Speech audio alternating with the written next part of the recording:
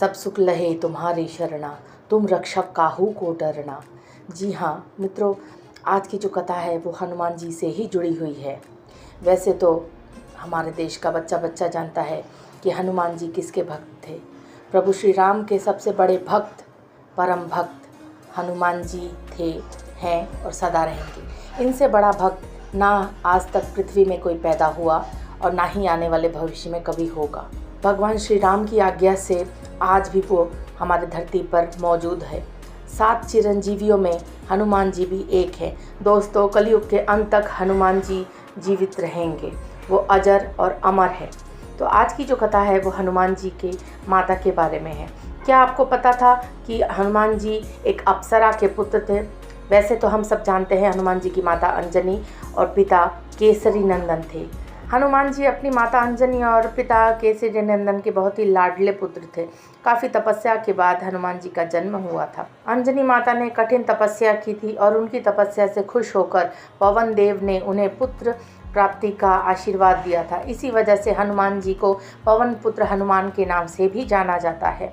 लेकिन ये कहानी शुरुआत कहाँ से होती है, कहाँ से माता को प्रेरणा लगती है और क्या माता को पहले से पता था कि ऐसा उनके साथ होने वाला है?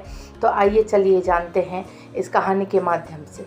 आज की कहानी सिर्फ और सिर्फ अंजनी माता के ऊपर ही है। मित्रों, हम में से बहुत लोगों को यह पता नहीं है कि अंजनी माता अपने पूर्व जन्म में पुंजिक स्थला नाम की एक अप्सरा थी और वह इंद्र के दरबार में नृत्य किया करती थी। परंतु एक दिन एक ऋषि के श्राप से माता अंजनी की पूरी कहानी, दिशा और दशा दोनों ही बदल जाती है।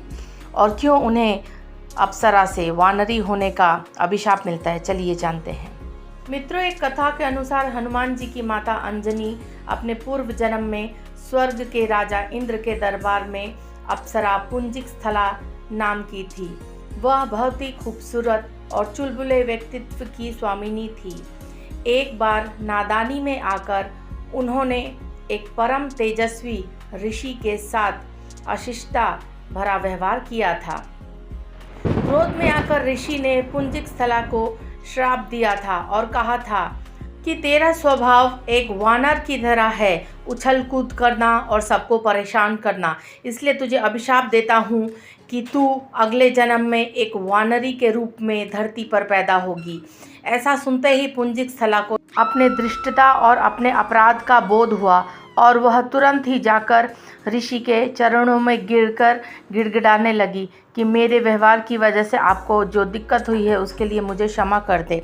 और पुंजिक स्थला बहुत ज़्यादा दुखी हो गई। उनको दुखी देख ऋषि मुनि का भी हृदय परिवर्तन हुआ और उन्होंने कहा कि तुझे दिया हुआ श्राप तो मैं नहीं वापस ले सकता, लेकिन तुझे आशीर्वाद देता हूँ कि तेरी ही वजह से भविष्य में शिव जी के रुद्र अवतार को जन्म दोगी और एक तेजस्वी पुत्र का जन्म होगा।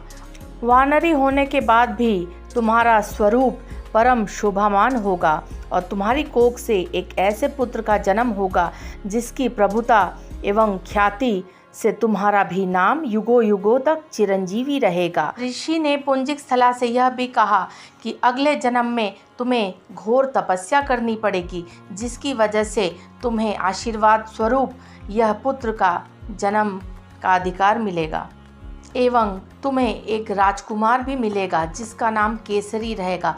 उसी से तुम्हारी शादी होगी, परंतु संतान प्राप्ति के लिए तुम्हें घोर तपस्या करनी पड़ेगी। तो हमने जाना कि कैसे अंजनी माता एक बहुत ही खूबसूरत अप्सरा हुआ करती थी, परंतु एक ऋषि के अभिशाप की वजह से उन्हें वानरी का रूप मिला और हमें हनुमान जी मिले। अगर वो ऐसा दृष्टता नहीं करती तो क्या शायद हनुमान जी हमारे धरती पर नहीं आते?